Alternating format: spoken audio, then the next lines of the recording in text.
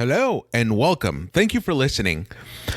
Buying a house, especially for the first time, can be a daunting task. It can be stressful, but it can also be one of the best days of your life. Getting into the housing market doesn't have to be tricky, but there's certainly a lot of factors to consider. This is where a trusty real estate agent comes in. My guest today is a realtor in Los Angeles with tips for those looking to buy a house for your family or simply looking to flip a residence for additional income. Ladies and gentlemen, Cynthia Jauregui. DJ, roll that music.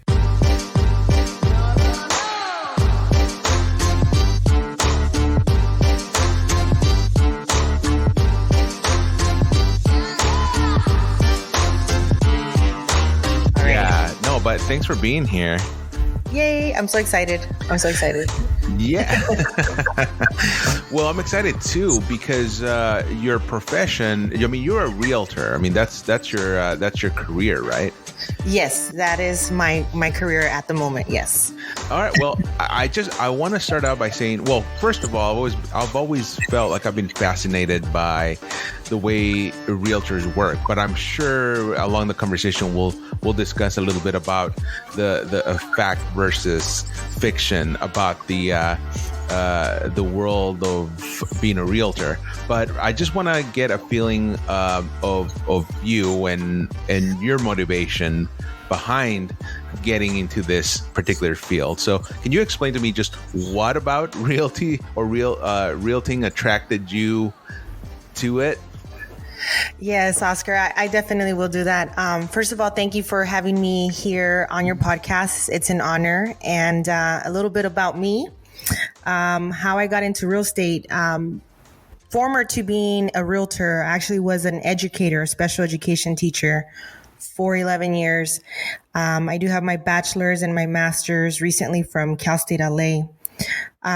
During that time as an educator, I did work as basically a facilitator of content and information, and really just providing that inclusivity and access to students with disabilities.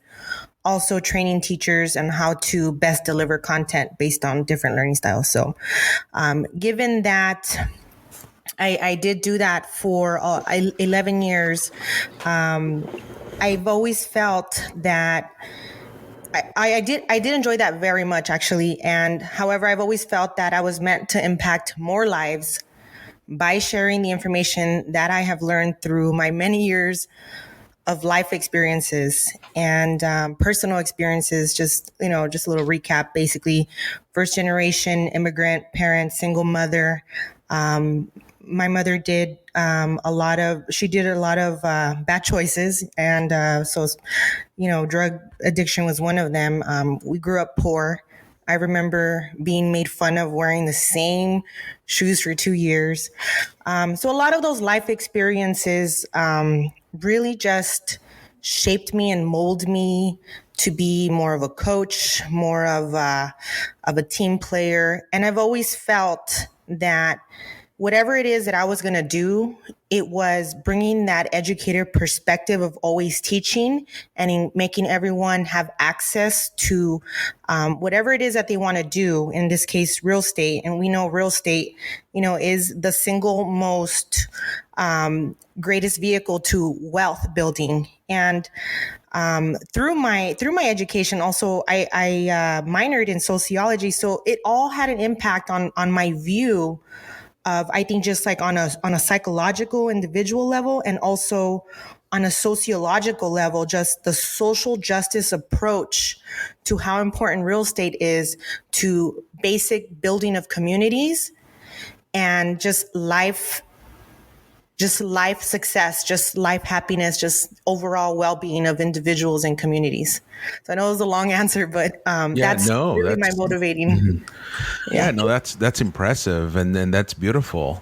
And I'm glad that you're following something that you're passionate about to help others, because that's what it's all about. I feel, helping others any way that you can, and if you get a chance to do what you're really passionate about or what you love doing, then that's even better. And so I've been getting so much into these home improvement shows, They're great. and yeah, I know, like homes that are bought and they're run down and they're used to flip, or you can go also, shows that show a family that is upgrading their home because now they have more kids, and it's just really interesting, all the families, all the backgrounds, all the cultures, all the shapes and colors just have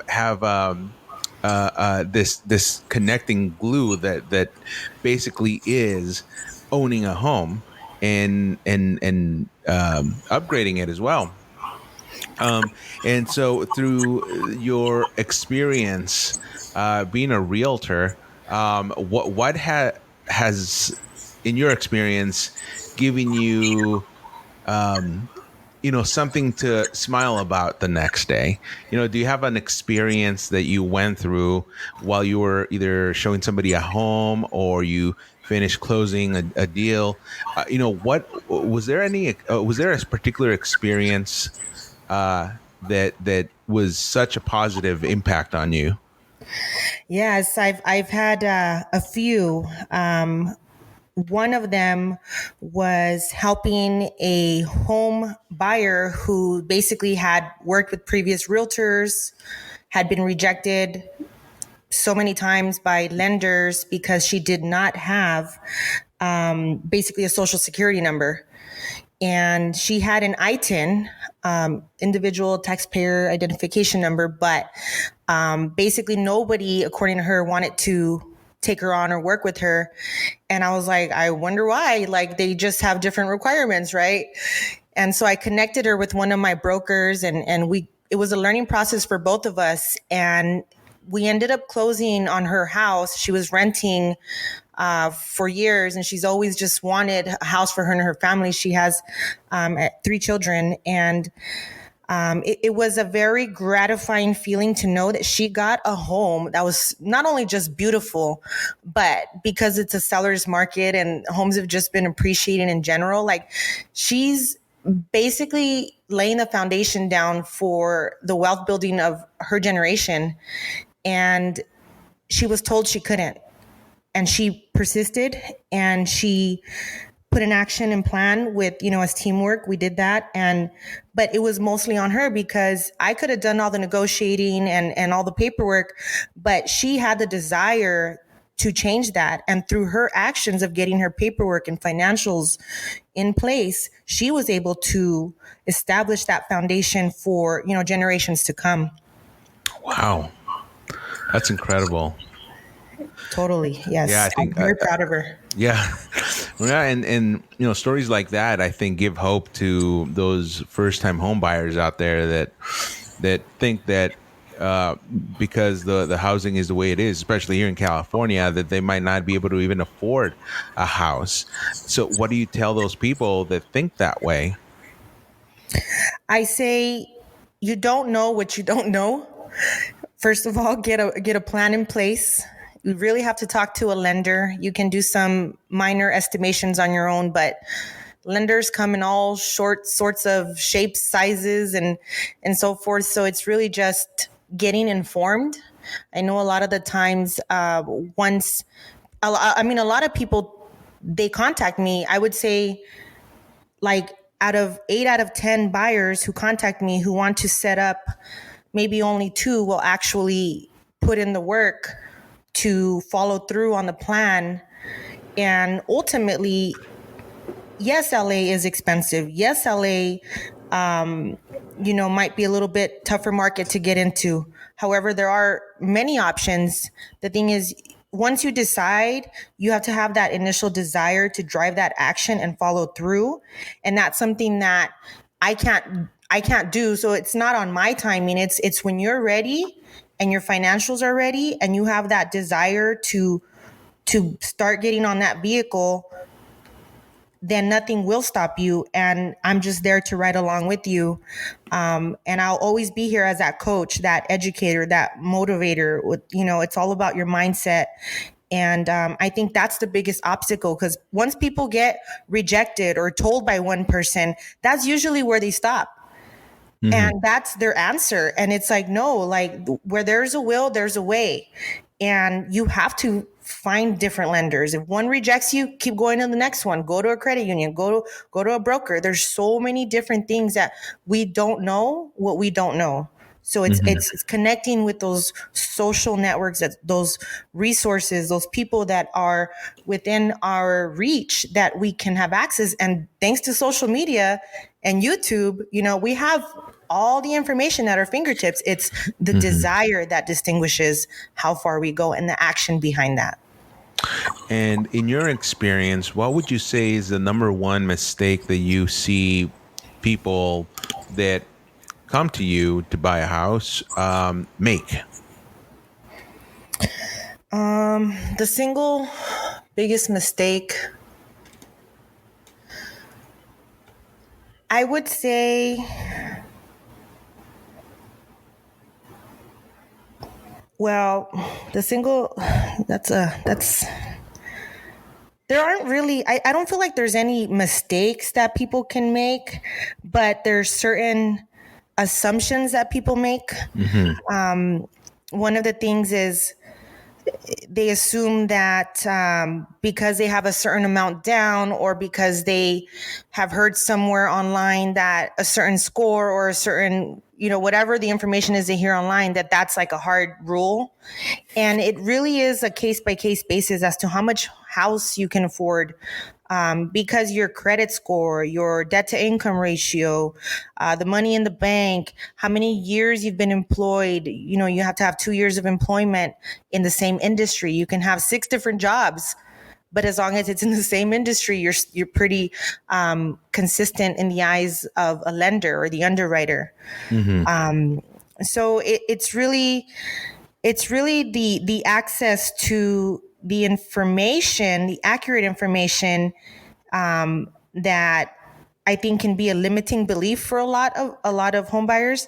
So it's really just getting informed, and I don't think there are any mistakes, but there's always things that you can improvise as a home buyer to position yourself more strategically to have your offer accepted. It's very difficult in today's seller's market due to limited inventory.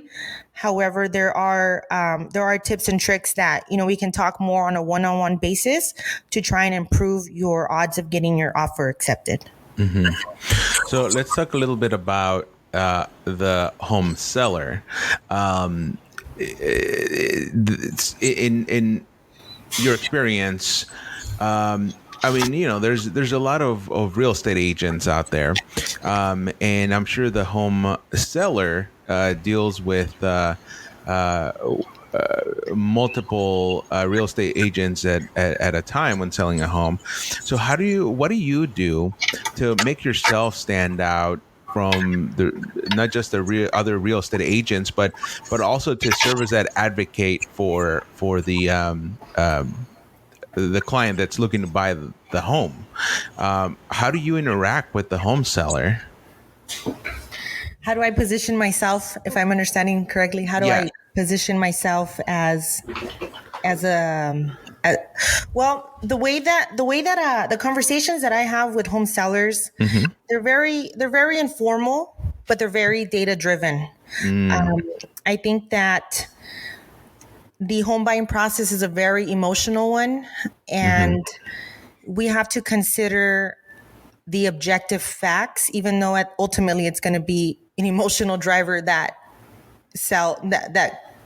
you have to connect with your agent on a personal, and you have to trust your agent. So number one, first and foremost, is build trust. And I do that because I lead with value. It's not about me. It's never about me. It's always about, what are your goals? What are you trying to achieve? And let's do that as a team. And I think once you establish that trust and they understand, sellers will know, and people as humans, we all know if someone is genuine or not. So I do have additional certifications by the National Association of Realtors in pricing, short sales and foreclosures. And I also have a negotiation certification. And I think with all of those three combined, not only am I able to be a resource, but I'm also able to negotiate and get you more accurate pricing and data and information versus just like an emotional, or like other agents that will maybe pull out an app and then just have, a comparative market analysis real quick done by the machine algorithm. Whereas like me, it's a whole deep process of thinking and goals, and there's much more value in that, I think, for you as a seller versus, someone who just wants to come in and make a quick dollar, because that doesn't work, and that doesn't build trust, and that doesn't establish long-term relationships, which is, if you want to be successful in real estate, that's what you have to build. Yeah. And have you I don't know if you've been keeping in touch with the news. They keep talking about like, oh, there's most likely there's going to be another housing bubble that's going to burst. How do you see the market right now as it is? Is it a good time to buy a house? Is it a good time to sell? Is it just a waiting game right now? What do you think about that? The status of the housing market right now here in California, especially Southern California. That is a very complicated and interesting question. I'm such a nerd. I love, in a good way, I love to follow just politics, legislation, news, stocks. I'm just Bloomberg maniac, Yahoo, everything. So I like to synthesize a lot of the information that I'm receiving. And my biggest, I guess to put it in simple terms, is it a good time to buy? Yes, because the rates have not been this low in over 70 years, which makes home affordability in California like, oh, it's actually affordable now. You can probably get a home for the same price that you rent, just because rent is high here and just home prices are high. But because of the interest rate, you're actually able to afford now as a renter a decent home, or starting off as a condo, right? For if you're like making $20 an hour, you can look into really you can probably get into a condo. So it's more accessible than it has been in decades here in LA, especially because of just the cost of homes in general. Do I think that the market is going to crash? It has not crashed in a year and a half. And the reason I think this is because we have so much money being printed, and so much money is being loaned out to other countries, and they're buying these bonds, which basically is keeping us all intact. Because if we go down, the whole world goes down. There's no way. The US is too big to fail. That's why, back in the housing, all these people got bailed out, these companies, right? We're too big to fail as a nation, because if we go down, the whole world will global will collapse.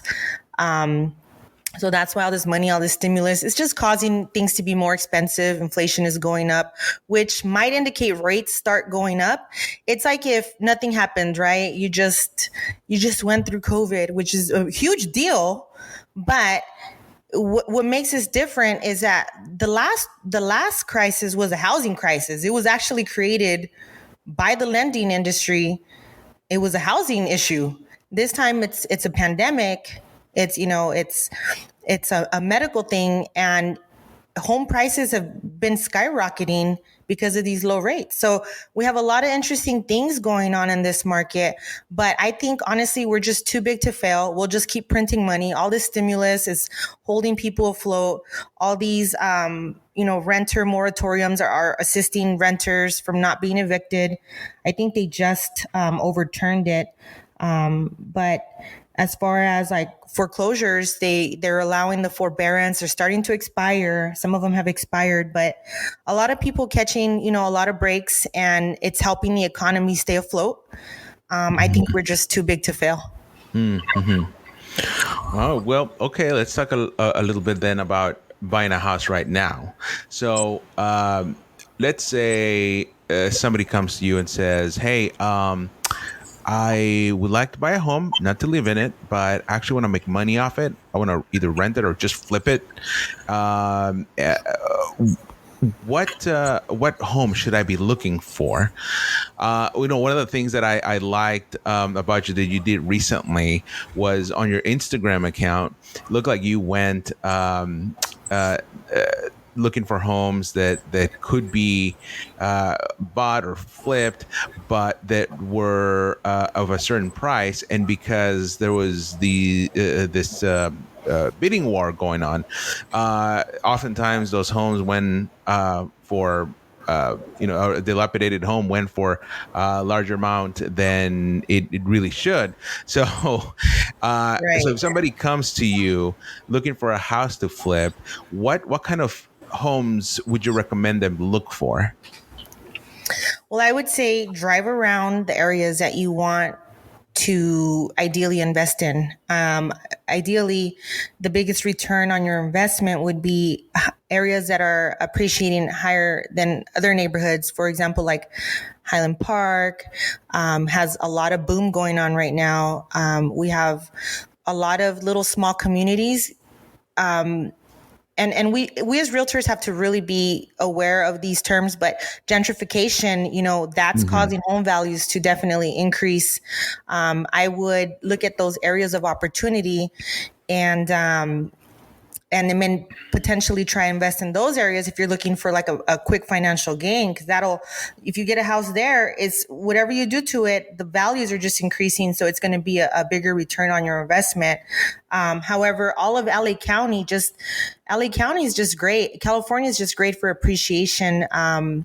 So whatever it is that you do, we have a higher than average, basically anywhere, in California, we have a higher than the national average of appreciation. So as long as you get in, you're going to be making unrealized gains in equity. In equity, you're building equity essentially.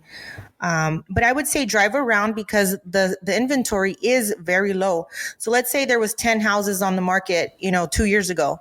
Well, right now there's about 6 to 7. And guess what? We have like hundreds of more buyers putting hundreds of offers on these houses. I've heard like 60 plus offers. Like you go on Instagram, you're seeing all these agents just talking about, we had over 60 offers, and posting pictures like crazy. It's insane right now. So I would say start talking to people if you see them outside. We as realtors, we're actually still banned from making face-to-face marketing. So we cannot go out there and door knock.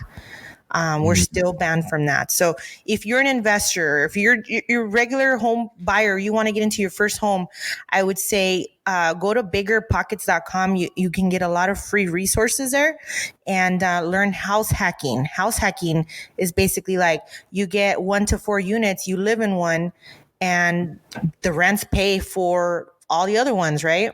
And so look at when you're driving around, look for homes that maybe the yard is not kept up, or broken windows, or just deteriorating homes we call those distressed. So look for distressed homes. If you see the owner outside, you can like maybe have a conversation. Hey, I'm looking for a home in this area. Perhaps you would be interested in selling, or would you consider selling? And then, you can bring me on and I can help you with the rest, or you can just deal with the owner directly. And those are all ways, but it has to be, I think right now, boots on the ground for people, because the MLS, everyone is on it. Everyone is just day by day, just looking, what is the newest house in this area for all these qualified buyers that are just ready. And honestly, you just really have to get these off-market deals and generate these on your own. And then that's something that I do on the side as well. Like I'll just, if they're outside, I'll chat with them, not doing, realtor things, but just having conversations with people if I'm in the area or things and so forth. But it's tough. Yeah. Well, I'm glad you mentioned that and mentioned dealing with sometimes the owner themselves. Let's talk about this little thing called for sale by owner. Can you explain what that is and the pros and cons of going that route versus getting a real estate agent? Yes, great question. So for sale by owner basically is you're selling your house on your own. You feel that you have potentially, you want to save money. Usually that's what happens. Excuse me. So you want to save money. So a real estate agent's commission is standard 2.5 to 3% of the purchase price. And a lot of people don't understand exactly how that works. So let me explain it real quick. If you're a home buyer, you pay zero commission to your agent. A lot of people won't approach me because they think that they have to pay me and what such and so forth. But if you're a home buyer, the seller pays me and it pays their agent. So the seller of the home will pay both commissions for both agents. So we call it the listing agent's commission and we call it the buyer's agent commission. So if you're a home buyer, you pay me as your realtor, for example, nothing. The home seller, on the other hand, might say, hey, you know what? Instead of using 2.5 and 2.5, instead of paying a 5% commission on the final sale price of the home, I'm going to save that 2.5 and I'm going to sell it on my own. And then I'll just pay the buyers 2.5. So you're really saving 2.5%. But at the end of the day, you're doing all your marketing. You're doing all your legal paperwork. You're doing your photography, your showings. You have to do it in a safe, compliant way. You need to hire an attorney because real estate documentation and paperwork is very litigious. You basically will be probably paying the same, if not more. And whereas the value, I think, behind hiring a realtor is it's a one-stop shop. We handle everything. We have access to the legal forms, the COVID guidelines. We do the schedulings, the marketing, everything. And if you know anything about me, I'm all about the social media marketing. So everyone's on their phones at home. So, I mean, for sale by owner it's great if you understand how to do it on your own, and you really have to plan out all the cost. I have a sheet that I can share. People can DM me on my Instagram at Realist Agent, and I can share that sheet, and actually breaks down the fees associated with having your home sold on your own, and how sometimes the value that an agent can bring to the table, the right agent, is actually much better, because research has constantly proven this. Hiring an agent nets you up to $36,000 more on average. So it's like, what's more important, saving a few $1,000s or actually making a lot, like tens of thousands of dollars more? So that's something to consider if you're a for sale by owner. Yep. Exactly. Yeah. No, that's great advice, and also a good contrast of the pros and cons of how it is to, take on the tasks yourself versus just having somebody else deal with it. It's kind of like, a wedding. So you can, in my case, you go and you hire somebody the day of, but there's couples that they hire a whole wedding planner for the entire duration of the wedding because they don't want to deal with that, right? Or the ones that do the day of coordinators, which I think is just genius. It's like, if you're a creative type, then you can deal with some of the stuff that you want to coordinate, but then just hand everything off to a day off coordinator because you just don't want to deal with all that.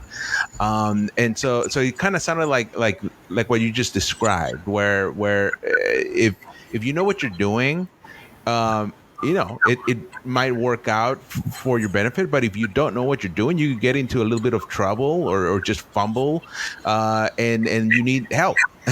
And what better than to get a real estate agent? Right. And if your house stays on the market for too long, people start to think there's something stinky with it. and it loses its appeal, so you really have to just execute right off the bat flawlessly. And I think, hiring an expert is definitely the way to go on this one, especially since it's a huge investment and decision. Yeah, exactly. Now, were you born and raised here in Southern California? Yes, I was. I was born in the city of La Puente in the San Gabriel Valley. There you go. All Bassett High right. School over here. Nice, nice. Well, when you were, growing up in the area, how were your how were your interests compared to your friends? Were you just kind of like the one hanging back, kind of reading books and getting into the politics and all that, or were you kind of like a rebel child? Oh man, that's an interesting question. So I was a little bit of both. I was always athletic, so I was always involved in sports. I did basketball, softball, even went back and like coach. So the community knows me. I even taught in the same district that I went to school, in the same elementary school that I went to school. Worked alongside some of the teachers that I had in the past. So that was interesting. The coaching and everything. So, but growing up, and this is why I feel like just making that impact in those lives is something that I felt I've always had the need to do, because I don't know, you understand Spanish, right? Oh yeah. So my dad used to call my mom, and this is so mean, tapada, like you're not self-aware, right? Yeah. And so I've always feared, like, I don't want to be tapada. I don't want to, I want to know, right? Yeah. So I think that just a general curiosity that I've always had. And also my grandfather and my grandmother, they grew up as janitors. And every night they would take us, me and my little brother, he's 30 now. He's not little anymore. I'm 34. But me and my little brother, we would go every night, get home around 10 o'clock, because we would be up with them. No childcare. But we would be with them while they were cleaning offices and such and so forth. So, a lot of those experiences really shaped my desire to build the wealth for my family. And so I started to learn. I'm like, how am I going to increase my chances at surviving economically?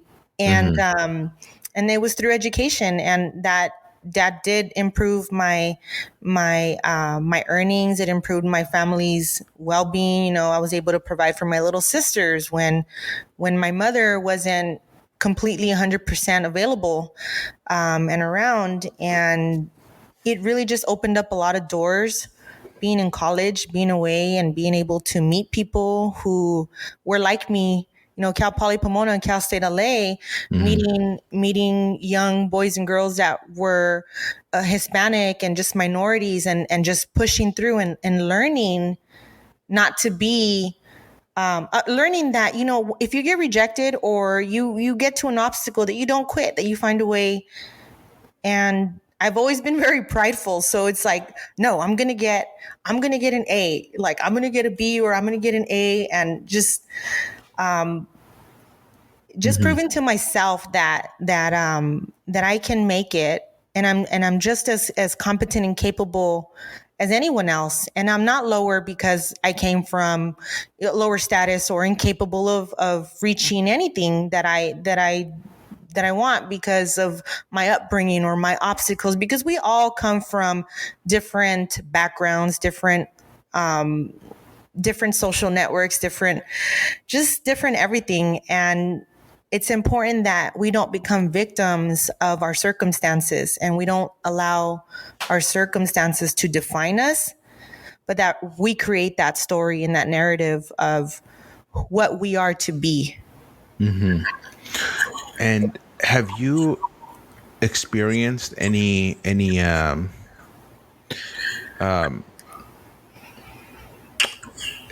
hardships or racism just growing up, and actually also just trying to get into an industry, a career that may not always cater to minorities?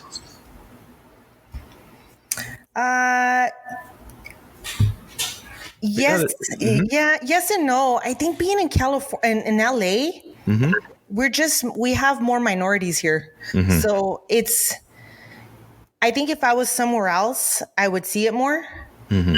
But it's very comforting to be in an environment where, there's a lot of model minorities out there.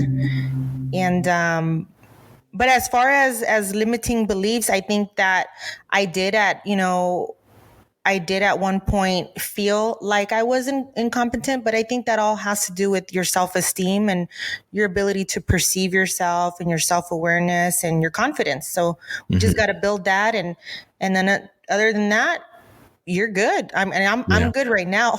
Yeah.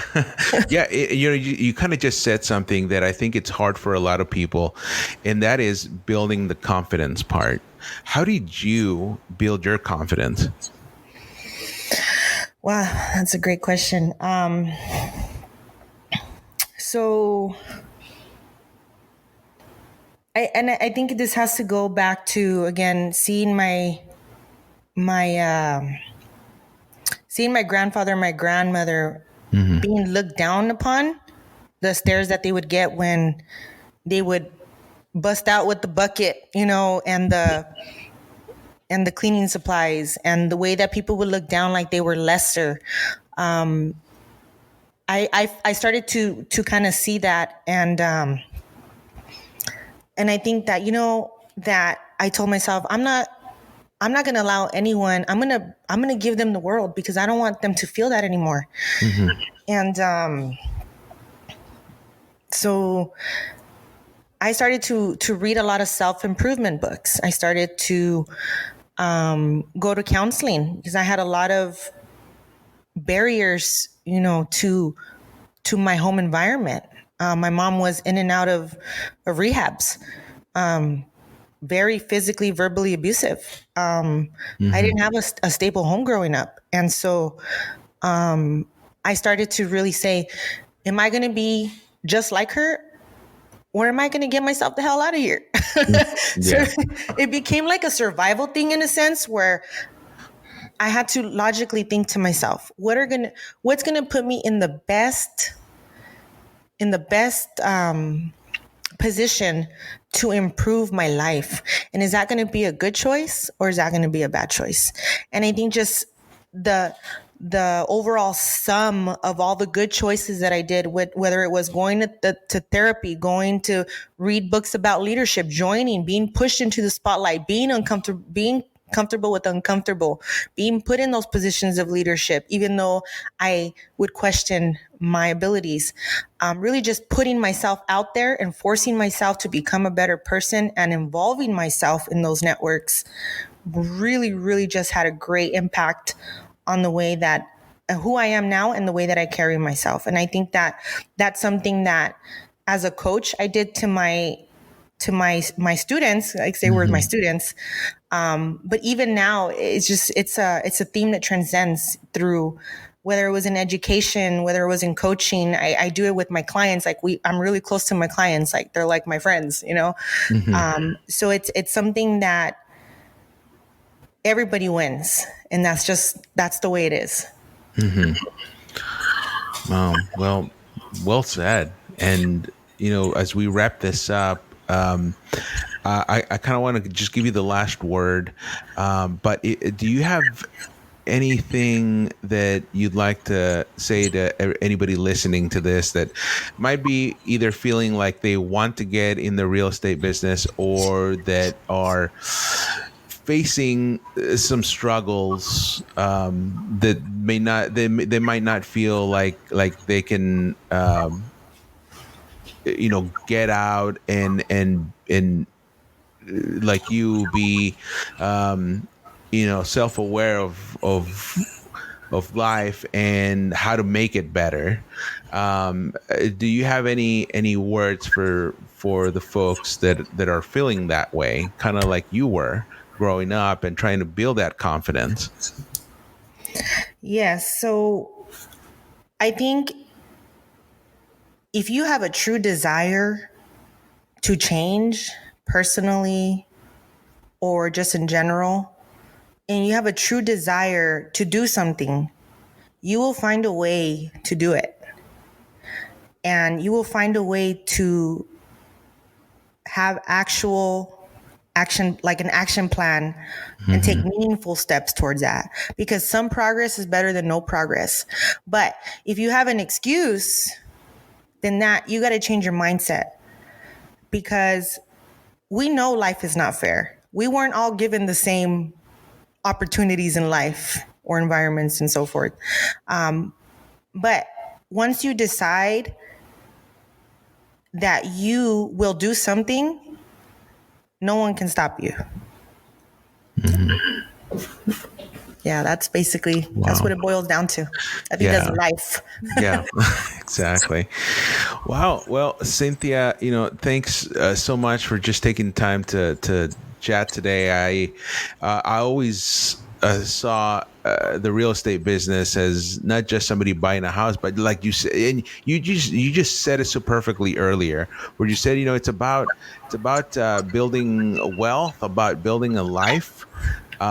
It's just it's a great way, I think, and maybe not everybody sees it this way, but I always think that real estate is helping people. And so part of the podcast, or I should say, the reason I started this podcast was to talk to people that are doing what they love, that might be doing something completely different in some other industry that I have no knowledge about. But at the end of the day, we're all doing the same thing and trying to help people the best way we can through our skill set. And I'm so happy that I got a chance to talk to you and kind of burst the bubble in a sense on what being a real estate agent is, and some of the misconceptions that exist on that, pros and cons. And I think a lot of people are going to really benefit from hearing your story and your knowledge. You're a true professional. I appreciate you in your comments, and it was a pleasure being here. And like I said, it's teamwork and so many great benefits to home ownership, and it's not about the sale. It's about the lifelong journey to building your generational footprint. Awesome. Cynthia, thank you so much. Awesome. Thank you for having me, Oscar. Have a great day.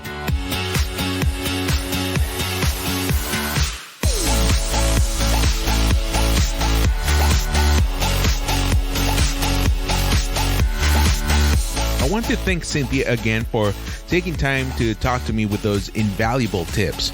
And don't forget to connect with her on social media. The links are in the description to this episode. I've also included a link to my YouTube channel for additional content in the description. If you have any comments or questions regarding this episode or the podcast in general, send them to hangrymexicanpodcast@gmail.com. I would love to feature some of those comments on a later episode. And please rate the Hangry Mexican Podcast on Apple Podcast and all other major platforms we are streaming on. The more you rate, the more ears this podcast will reach. I really do appreciate your support. Thank you for listening, and until next time, stay safe, good night, and good luck.